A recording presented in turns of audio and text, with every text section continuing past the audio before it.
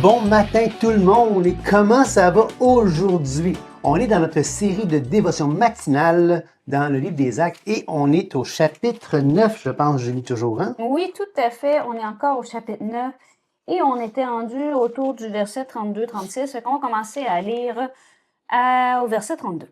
Comme Pierre visitait tous les saints, il descendit aussi vers ceux qui demeuraient à Lyde. Il y trouva un homme nommé Énée, couché sur un lit depuis 8 ans et paralytique. Et Pierre lui dit, Énée, Jésus-Christ te guérit. Lève-toi, arrange ton lit, et aussitôt il se leva. Tous les habitants de Lyde et du Saron le virent et ils se convertirent au Seigneur. C'est déjà toute une introduction à cette péricope-là sur le ministère de Pierre.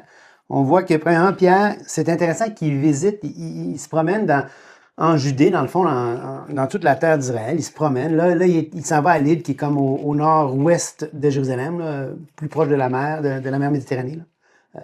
Pas tout à fait sur le bord, mais en tout cas. Et il se promène là. Et là, dans cette région-là, il voit quelqu'un, il voit un homme qui est couché sur un lit depuis 8 ans. Ça veut dire qu'il est paralysé. Est-ce que c'est un accident? Est-ce qu'il a été... Hein, il y a toutes sortes de façons qu'on peut... Est-ce une maladie ou quelque chose comme ça?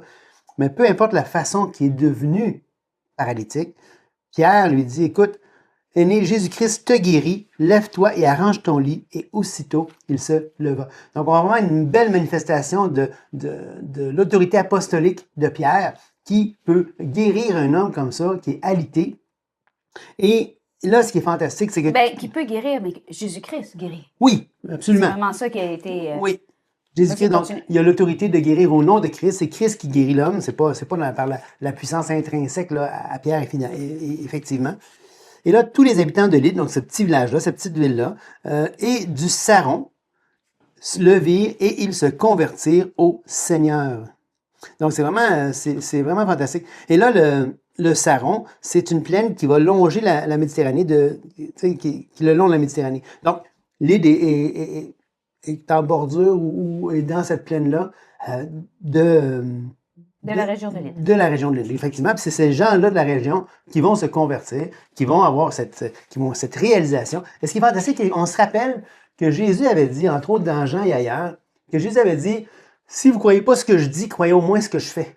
Donc, les paroles de Jésus étaient un témoignage, mais aussi les actions de Jésus sont un témoignage. Et là, on voit que pour les apôtres, c'était la même chose. Les paroles de l'apôtre Pierre étaient quelque chose, mais aussi les actions de Christ par Pierre sont aussi un beau témoignage. Pourquoi? Mais parce que le Messie devait faire ces choses-là en Israël. Et donc, c'est normal que ces apôtres fassent aussi ces choses-là également. En son nom.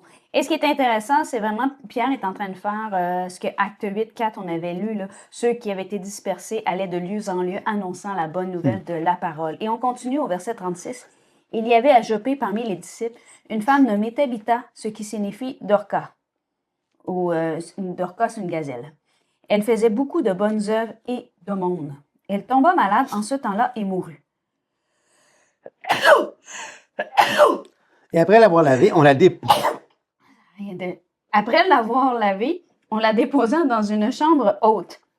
Comme Lyde est près de Joppé, les disciples, ayant appris que Pierre s'y trouvait, envoyèrent 2 hommes vers lui pour le prier de venir chez eux sans tarder. Pierre se leva et partit avec ces hommes. Lorsqu'il fut arrivé, on le conduisit dans la chambre haute. Toutes les veuves l'entourèrent en pleurant et lui montrèrent les tuniques et les vêtements que faisait Dorcas pendant qu'elle était avec elle. Pierre fit sortir tout le monde, se mit à genoux et pria, puis se tourna vers le corps et dit, Tabitha, lève-toi. Elle ouvrit les yeux, ayant vu Pierre, elle s'assit. Il lui donna la main et la fit lever. Il appela ensuite les saints et les veuves et la leur présenta vivante. Cela fut connu de tous Joppé, et beaucoup crurent au Seigneur. Pierre demeura quelque temps à Joppé chez un courroyeur nommé Simon. Encore un passage extraordinaire où que Pierre ici, ça va pas s'en rappeler ce que Jésus a fait lui-même avec la jeune fille. Hein, oui, exactement. Ça va pas non plus s'en rappeler ce que Élie avait fait aussi. Donc, on a ça ici où est-ce qu'elle était malade, elle est décédée après l'avoir lavée. Donc, elle avait tout été nettoyée parce qu'elle était tombée malade. Fait que là, après qu'elle soit toute propre, c'est beau comme voir la dignité qui a été faite ici, là. Oui. Parce qu'ils n'ont pas été chercher Pierre tout de suite, là. Ils ont attendu qu'elle soit toute arrangée, toute belle, toute propre, puis là, ils ont été chercher Pierre. Et les gens pleuraient. C'était la tradition, hein, toutes les veuves entouraient les décédés et pleuraient autour. Ils lui montrèrent les tuniques et les vêtements que faisait Dorcas pendant qu'elle était avec elle. Donc, c'est beau de voir aussi que Tabitha, ce qu'elle elle faisait beaucoup de bonnes œuvres, et dans les bonnes œuvres qu'elle faisait du linge pour prendre soin, puis qu'elle donnait aux gens. Vous voyez, comme c'est incroyable de voir ici que ce que Pierre a su de Dorcas, c'est qu'elle faisait de belles tuniques. Exactement. Ne méprisons pas les choses qui sont terre à terre, autant que les choses qui sont spirituelles. Dans l'histoire ici on a quelque chose d'extraordinaire. Elle va ressusciter, elle va revenir à la vie, mais c'est pas moins extraordinaire le fait que Dorcas prenait soin des gens autour d'elle. En faisant des vêtements. En faisant des vêtements. Et c'est ça un peu l'objectif d'une dévotion. Hein? C'est pas juste de noter les faits extraordinaires, c'est de lire le texte et de noter les faits extraordinaires qui ne paraissent pas être extraordinaires. Tu sais, quand Jésus dit si tu donnes un verre d'eau là, à quelqu'un qui en a besoin, c'est comme si tu le faisais pour moi. Oui. C'est pas juste une belle image, là. C'est un fait. Si tu donnes de l'eau à quelqu'un qui en a besoin, c'est comme si tu le faisais pour le Seigneur. Dieu est concerné par les petites actions qu'on fait de bien, qui représentent l'amour de Dieu, qui a tout fait. Tout ce qui est bon, tout ce qui est vrai vient de Dieu. Tout don parfait vient du Père des Lumières. Et c'est un peu cette image-là de dire le Père des Lumières, tout don parfait vient de lui. Alors, quand on fait la même chose, on le représente.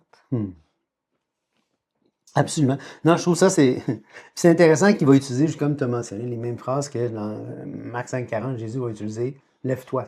Il fait sortir les gens, puis après ça, il dit, dans Marc, Jésus va dire « petite fille, lève-toi, là, Talitha Koumi ». C'est pas Tabitha comme ici, le nom de la fille. Là, dans ce temps-là, quand Jésus l'a fait, c'était Talitha Koumi, qui veut dire « jeune fille, lève-toi ».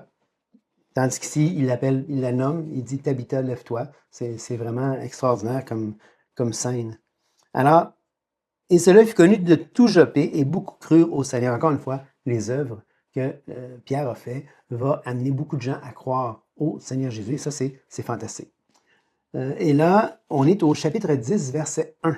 Il y avait à Césarée un homme nommé Corneille, centenier dans la cohorte italienne. Cet homme était pieux et craignait Dieu avec toute sa maison. Il faisait beaucoup d'aumônes au peuple et priait Dieu continuellement. Vers la 9e heure du jour, il vit clairement dans une vision un ange de Dieu qui entra chez lui, qui lui dit « Corneille ».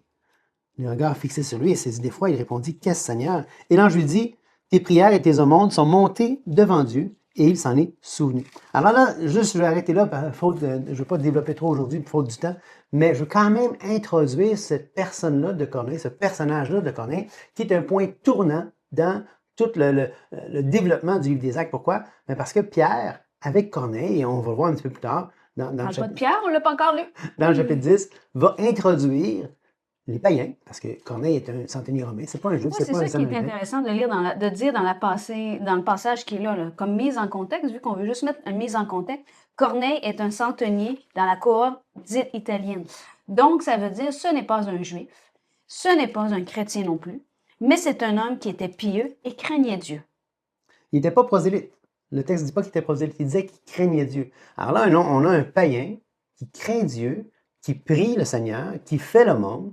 Donc, c'est toutes des actions qui sont pieuses.